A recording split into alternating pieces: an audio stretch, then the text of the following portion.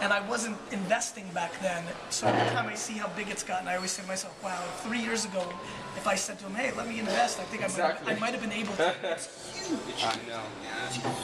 And the idea behind it, like if you buy one. Story? The hush puppies? Yep. Back with this word of mouth and stuff? Yeah, and there's Same thing. Same thing. and we like the concept about it. It's like if you buy a pair one, it's like you can give us the other one for Same thing's going on. And it's with, a peers effect. Do you guys? Everyone is I'll give you a new one. celebrities. You want one? If you can get it here, you will totally set the trend. Yeah. Like Pinkberry and Tom's shoes. Yeah, do it.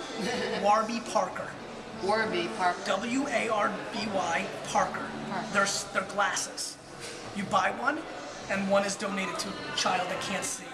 It's exploding, but it's very little, and it's 100% going to be like Tom's shoes.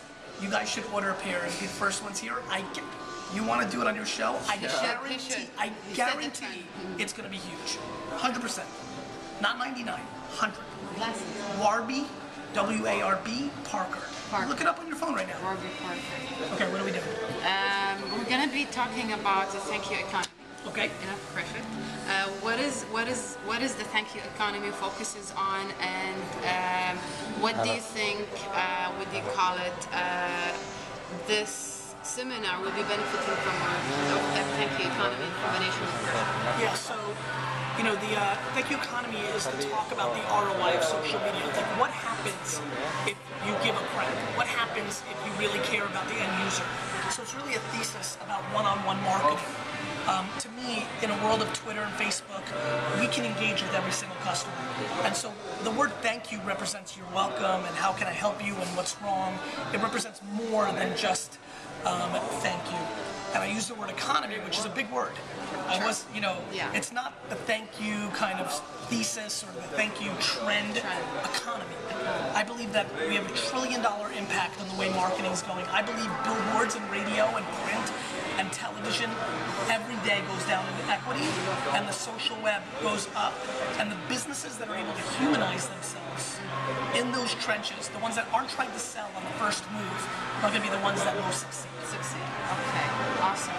So being in a very generous part of the world and being very social and all, what do you think of the trend that will be setting up in this? I'm not trying to make a very hard question here, but what is going to be let's say the next generation or trend and online for this part of the world when it comes to social media or companies that should adapt to it? I think Tumblr is going to make a play. How's Tumblr doing here? It's doing just nice. a little bit, right? Flickr is much. I think Tumblr is huge. I'm very high on Pinterest. I told you that Pinterest. about Pinterest. The pinning of the. You have to check that out. Okay. And then I'm very curious to see what Shawn Parker and Shawn Fanning do with airtime. Their video. Remember Chat Roulette? Yes. Yeah. This is going to be Chat Roulette without all the nudity. And so I'm very high on their project. I think they're calling it airtime, but I could be mistaken. Wow. But it's Shawn Parker and Shawn Fanning, the guys who did Napster. They're doing a video play that I'm very, very excited about. And I think we'll see a continuation of Facebook and Twitter to grow and evolve with little pockets of what I call the interest graph.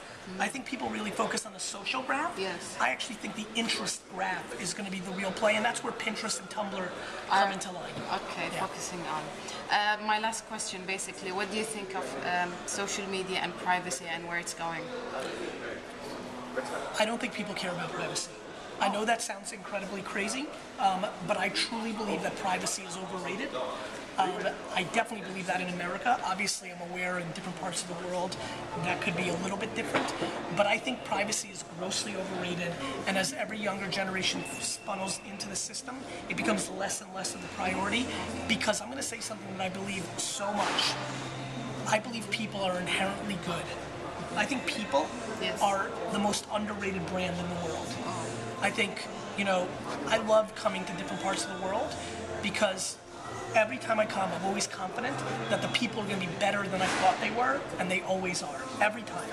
And I know that I come and I get hosted, but I'm not looking at the way I'm treated. I'm looking at the way people treat each other. Yes. Human beings are underrated.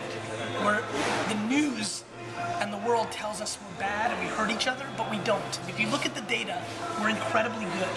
And I think once people become aware of that, privacy becomes less important when you're not worried somebody's going to steal your money or hurt your children.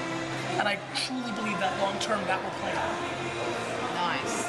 Thank you. Thanks Thank a you. lot, Gary. Thanks.